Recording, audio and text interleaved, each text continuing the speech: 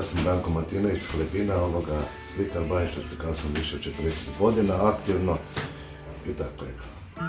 Slike isključivo na staklu? Da, isključivo na staklu. Hlebine su najpoznatije po toj tehnici ili na staklu. Radili smo uskršnja jaja od 2 metra, 4 kolega i moj rad je u Briselu završio na glavnom europskom trgu.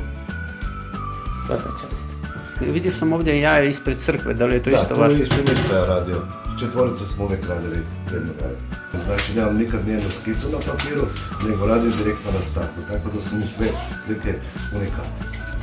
Prvo se radi ono što se najprije vidi, pa onda se to suši dan, dva i tako 5-6 puta do zatvaranja slike dok je ona recimo gotova. Znači od prije do 10 dana može biti gotova. Izaberi koja se tebi najviše sviđa i pokloniti gospodinu Šepiću i puno ga pozdraviti. Evo, ovdje je zapakirana slika koju nosimo firmi Šepić Komerc. Vrlo rado ću. Nema na čemu, pozdrav jednom drugom od nas.